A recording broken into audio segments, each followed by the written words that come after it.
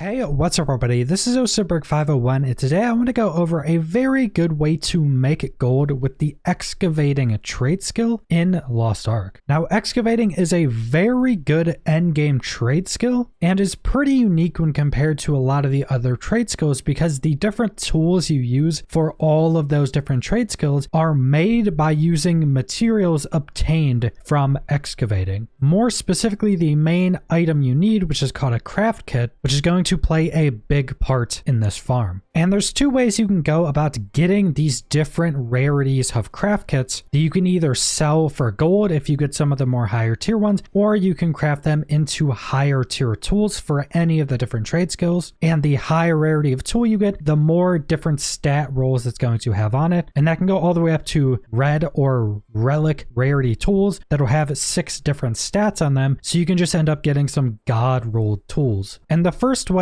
is the level 10 skill in excavating called Loot Hunter, which will just allow you to randomly find a chest when partaking in the excavating trade skill. So when you're just out looking around for the nodes to excavate, after you farm one of those nodes, sometimes a chest will pop out and you loot that chest and it will give you a few different things. It'll mainly give you a bunch of random excavating materials. Then it will usually give you one of the different rarity of craft kits. And then there's also a really rare chance you can get a treasure map, which is the second way you can go about getting these craft kits. And getting these craft kits through the Loot Hunter perk is a more side piece to this farm because it is limited because of your work energy. But the second part is a little bit more open-ended and is where you're going to be able to make most of the gold. And that is through farming excavating treasure maps. And excavating treasure maps are basically the same exact thing as the Chaos Gate treasure maps you would get from Chaos Gates, except they're only for one person. You can't bring other people with you. And they're just going to give you excavating materials, and we'll go over some of the additional loot you can get out of these. But the ways you go about getting these treasure maps is one, like I mentioned, you can rarely get them from those chests when excavating, but the main way you go about this is crafting these treasure maps in your stronghold with excavating materials. So once you're in your stronghold, you're going to go to your crafting workshop, you're going to go over to special, and if you have these researched, this is where you can find all of the different treasure map crafts, and it has it for all the different continents. And I'm more specifically going to be going over this in terms of tier 3 maps because it does cost different materials and costs a little bit more materials as you go into the different tiers, but it's generally worth it to do the highest continent treasure map you currently have unlocked. So it's going to take different excavating materials and then some additional gold. So say for Punica map, it's 40 gold baseline per one of these maps. And that's a main way you go about crafting these maps. And with some of the items you're getting and how much gold they're worth, you could potentially also just go buy the materials on the market and then craft the maps, and that could potentially still make you a ton of gold as well. But I mainly want to go over it from the view of you just farming up your own materials and crafting these maps. And also you're going to have to go research the ability to craft these maps, but once you've completed that continent, you can just go to your laboratory and you can research the different treasure maps. They're generally pretty cheap and don't really take super long to research. And like we went over, these maps work in the exact same way as the Chaos Gate treasure maps. You just click on the map once you have it. It'll tell you what zone it's in, and it will show you a small piece of the map with an X where the entrance is. You go to that location, then you just enter into the dungeon, and all you pretty much do is walk through the maze until you find the chest. All the enemies will get one shot by anything you hit them with, so it's pretty much just walk in,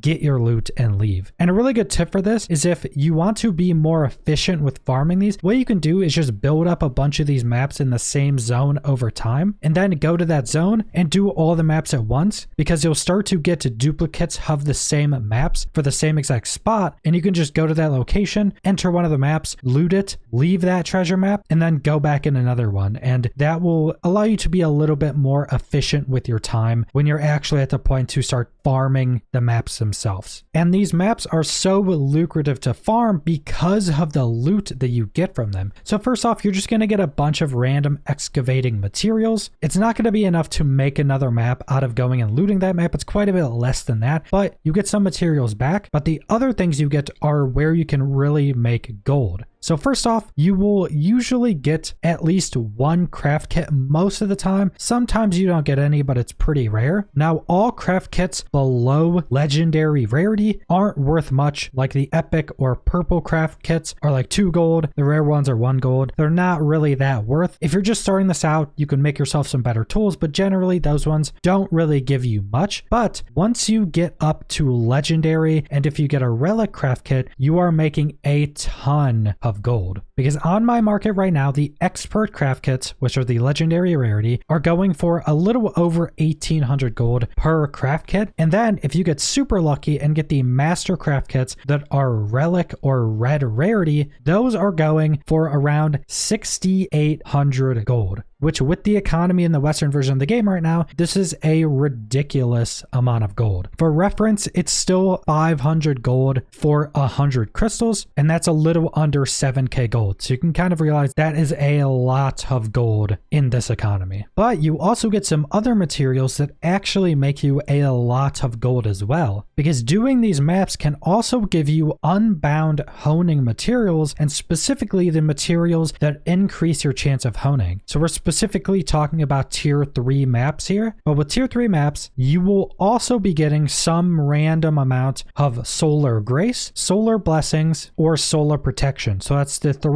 items that increase your chance of successfully honing when upgrading your gear. Solar grace is the most common ones, which you will usually get a few of in most maps. Those are 28 gold a piece right now. The solar blessings are 100 gold a piece right now, and you can get multiple of those in one map sometimes. And then solar protection, which are a bit more rare than the other two, are 200 gold a piece right now. And in the footage in this video, I did a handful of maps and I got a good chunk of these items. And I think in about 6 or 7 maps, I think I made around 1,000 gold from selling these honing materials. So these items are probably the most consistent way you're going to be making gold from these maps until you end up getting lucky and getting one of the higher rarity craft kits. Then you're just going to make a massive chunk of gold. And those are the main ways of making gold I want to go over in this video for excavating. I think a lot of people that aren't super knowledgeable or haven't been doing a lot of the trade skill stuff kind of don't realize that this is a system in the game, because pretty much none of the other trade skills have a system like this where you can get these craft kits and get treasure maps to go loot. But this is a very good and pretty consistent way to go about making gold. Like I mentioned, I'm coming at this as if you were just farming, excavating yourself, then using the materials you're farming to craft these maps. But it can still also be very lucrative to just buy the materials for these maps and just go farm them. You can very much still make a lot of gold doing it that way as well. And maybe I'll make another video going over how lucrative that can be, all the different pricing and stuff, but that's a video for another time. So subscribe if you want to see more Lost Ark or other MMO videos. Leave a like if you liked the video. Leave a comment down below what you guys think about this gold making method, and thanks for watching.